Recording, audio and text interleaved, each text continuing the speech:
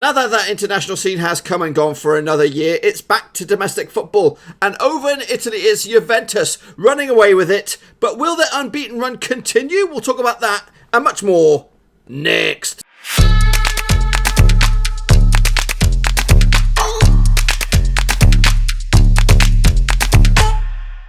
That's right, folks, back once again with another prediction video. This time we're taking a look at matchday number 13 in the old Serie A for 2019-2020, and we'll get to that in just 1 second. If you're new to the channel, smash the old subscribe button to keep you bang up to date with all things Serie A related, Blackburn Rovers related, world football related. Oh, here, a Noah Roski. That's right, no more international football until next year, folks.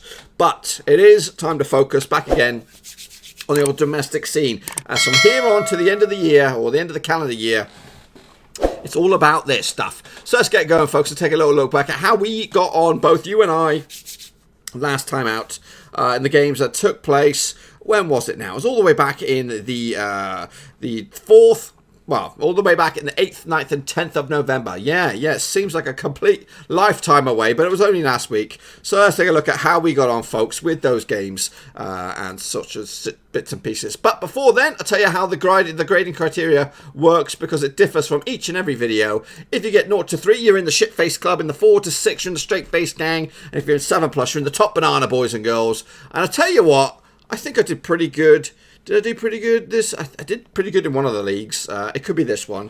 I'll have a little look, shall we? So, Sassuolo took on Bologna last time out, ended up as a 3-1 win for Sassuolo. Actually got this 2-1 for me, so not too shabby indeed. Brescia continue their shitty start to Serie A as they continue to lose. 4-0 on the night. Actually went with a 2-2 draw, an optimistic 2-2 draw for them, but wasn't good enough. Inter Milan continued to put the pressure on Juventus. Just that one blip for them on their calendar. 2-1 final score. Actually went with a 3-0 win on this one as well. Napoli against Genoa ended up all square. Actually went with a 2-0 win for Napoli as well. They are down to 7th in the table, and they've only won one game out of those last 6. It's pretty shitty form at the moment. But the team of the season so far is Cagliari, sitting in the Champions League spots at the moment. 3 wins on the spin, including this one. 5-2 win over Fiorentina. 5-2 win, actually, with a 2-1 win for Cagliari. So not too shabby indeed. Lazio took care of business against Lecce. They're up to 3rd in the table. 4-2 on the day. I actually went with a 2-0 win myself, so not too. It must be this league, because the rest of them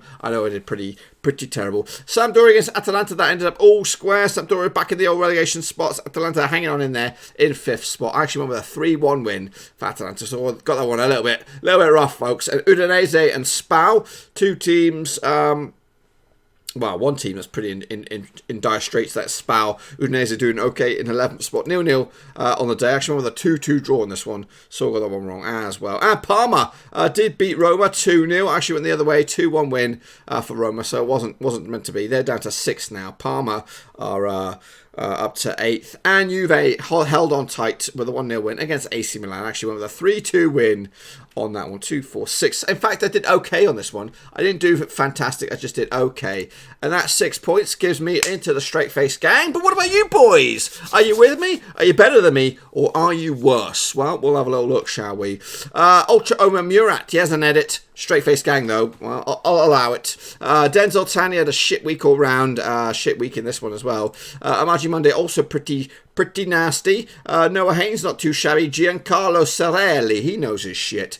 Straight face gang. Adam Celtic, pretty terrible. You're in the stinking zone today. We are QPR, not too shabby. Nathan Heber, you did all right.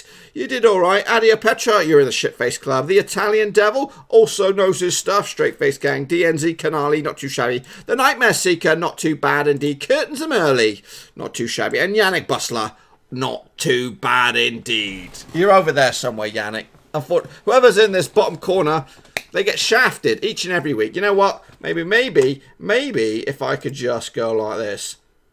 If I just move you along here, if I move myself along here, then I could see you. But I'm going to have to revert back to my tried and trusted spot now, which is back over on the right-hand side. So, yeah. So there we go, folks. That was the results of those latest round of picks. Let's take a look at how the table looks out in Italy. Juventus still lead the way. Just the 1 point over Inter Milan. Lazio are in 3rd. Cagliari are in 4th. Atalanta up to 5th in the table. If I can get my words out.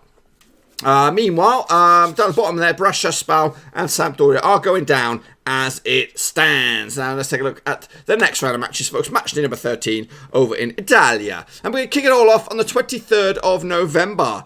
It's going to be Atalanta up against Juve. So a bit of a crunch clash, this one. Now these two sides, if I can get my old Shane Dingle in shape, have played each other 6 times over the past couple of years. They featured a few times in some other competitions as well. It's been 3 wins for Juve, 1 win for Atalanta, and 2 draws along the way. The last time out, when they did duke it out last season, it was a 3-0 win for Atalanta when they hosted them, and it was a monstrous performance as well. Coming into this though, the bookmakers odds. Do I have any bookmakers odds on this? So the bookmakers odds on this bad boy is 15-8 for Atalanta, 27-20 for Juve, and 5-2 the draw. A win for Atalanta could see them jump from 5th up to 3rd in the table. So that's what they want. They want to get back into those Champions League spots. But will they do it? For me, it's going to be a tight game. I'm actually going to go with a 2-2 draw. Can't really separate the two sides on this one. Another big game, same day, AC Milan taking on Napoli. AC Milan currently find themselves in 14th spot. They're currently closer to the drop than they are to the top, by a convincing margin as well. Napoli on the flip side, as I said earlier, their form book is pretty woeful. Just the 1 win out of 6. However, also 1 defeat out of 6. A lot of draws along the way for Napoli, but can they get back to winning ways this time around? Now, the last 6 games between themselves and AC Milan have been 1 win for the hosts, 3 wins for Napoli, and 2 draws along the way. This time last season, it was a 2-0 win for AC Milan. Goal scorer on that day, Christopher Platic got himself a daily double for AC Milan. I'm hoping that, well, I bet they're hoping to get back to winning ways on this one. The bookmakers odds, what do they see? 21-10 for AC Milan, 6-5 for Napoli, 5-2 the draw. A win for AC, though, could rise up to 9th in the table. There is a bit of a gap between 7th and those in fact probably 8th and down, looking in a bit of a wobbly condition, whereas 7th and above look to be home and dry at the moment. For me, AC Milan just look a bit ragged at the moment. They need to sort themselves out internally. Maybe Zlatan could be on his way to kind of turn things around a little bit, but 2-1 for me on this day, and that will be another victory for Napoli, and again, that win could see them rise into the old Europa League spots. Still a bit of work to do for Napoli to get back into those top 4. Moving over, Torino up against Inter Milan this weekend. Torino finding themselves in good shape, more reasonable shelf, 12 in the table. 3 defeats at the past 6 is not the greatest form. On the flip side, Inter Milan, though, looking good in 2nd spot, 3 wins on the spin, and just 1 defeat out of 6. And that 1 defeat, I think it was against Juventus. But anyway, the last 6 games between these two sides, it's not that pretty reading, folks, for if you're an Internazionale fan. 2 wins for Torino, 3 draws, and just the 1 win. Inter's last win was back in 2016 when they played at home, and this time last season it ended up as a 1-0 win for Torino in the end. So could be more in their favour. If you want to take a look at the last 6 when Torino have hosted, it's just been 1 win for Inter Milan, and that win was back in 2015 as well. Inter have scored 2 goals in the last 6 away matches, so expect some goals at least for Inter Milan. The bookmakers odds go with a 70-5 victory for Torino, 5-6 on for Inter Milan, and 5-2 the draw. 3-1 for me. Going to go with goals, just like I said there. Expect at least 2 goals when played away from home. A win for Torino could see them rise to as high as 8th. A win for Inter could go top of the pops. And I think with my maths, if my predictions come true, we might see a new leader. Next up, into the next games, which is on Sunday, the 24th of November. Bologna up against Parma. They duked it out last season, which ended up as a 4-1 win for Bologna. Coming into this, though, just the 1 win out of the past 4 games for Parma, and that was last time out against Roma, whereas Bologna come into this just a 1 win out of 6. Not great when you look at it. The table suggests they're on a bit of a slump at the moment. Bologna 15th in the table, but a win could see them rise to 10th. A win for Parma, though, who come into this in 8th spot, could get them closer to those Europa League spots, maybe get as high as 7th in the table. Bookmakers odds for this one, 6-5 on for Bologna. Red hot favourites, 3-1 for Parma, 11-4 to the draw. Why are they so red hot? Bologna's home form, lost twice. Parma away from home, lost twice. I don't know. Don't know why they're so red-hot favourites, but I don't think I'm going to go with that. I think I've actually gone with an away win on this one. Going against the bookies here with a 1-0 win for Parma. And again, that could close in on those Europa League spots. Next up, we have Hellas Verona up against Fiorentina. Now, they've duked it out over the years. The past 6 encounters. There's been 2 wins for Verona, 3 for Fiorentina, and 1 draw along the way. The last time that they duked it out in Verona was a 5-0 demolition for the visitors back in 2017. Giovanni Simoni on the score sheet, as was David Astori. Rest in peace, young laddie. Jordan Vertut, Gil Diaz, and Cyril Thoreau on the score sheet. What do we expect from this bad boy? Well, the bookmakers' odds, they go with, what did they go with on this one? Verona, 11-5 for the victory, 30-10 for Fiorentina, 9-4 the draw, and a win for Fiorentina could see them rise from 9th to 7th, and a win for Hellas Verona, who where are they? Can't even see them. They're doing all right in 10th spot. A win for them could see them also rise to 8th in the table. What have I gone for this one? Well, I'm actually going to go with a 1-1 draw. Can't really separate the two sides. I think Verona have done pretty well regarding their situation, but coming up from Serie B, but they've done so far so good, and I think this is a point in the right direction if they want to stick around for the long haul. Meanwhile, next up we have Roma up against the strugglers, the basement boys, Brescia. The last 6 encounters though between these two sides going back to 2003, 2 wins for Roma, 2 for Brescia, and 2 draws along the way. The last time that they played over in Rome was a 1-1 draw back in 2011. Mario Barello was a scorer for Roma, and Ida was a scorer for Brescia. A win for Brescia could see them rise out of the relegation zone. That's how tight it is at the bottom, but they do look a little wobbly. In fact, they look terrible. 4 defeats on the spin. Roma on the flip side have hit a bit of a bump last week. They sit 6th in the table, 22 points on the board. A win for them could see them rise back into the Champions League spots, up to at least 3rd in the table. The bookmakers odds 3-1 on for Roma, 70-2 for Brescia, 90-5 the draw. Cannot see anything but a home win myself. I'm going with a 3-1 win for the hosts, and again could be back in those Champions League spots. Next up we have Sassuolo up against Lazio on Sunday as well. 3 o'clock kickoff, depending on wherever you are in the world.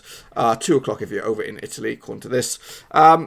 No, tell a lie. Tell a lie. It is 3 o'clock in Italy, 2 o'clock if you're on the UK. Now, the last 6 games between these two sides have ended up 4 wins for Lazio, 2 draws, and 0 wins for Sassuolo. If you want to take a look at the last 6 in Sassuolo, just the 1 win for the hosts, 3 for the victors, 3 for the visitors, and 2 draws along the way. Last time out, it was actually last season, ended up as a 1-1 draw between these two sides. The bookmakers' odds, what they go for? They go 16-5 for the hosts, 3-4 on for Lazio, 3-1 the draw. Sassuolo not having the greatest season this year, 13th in the table.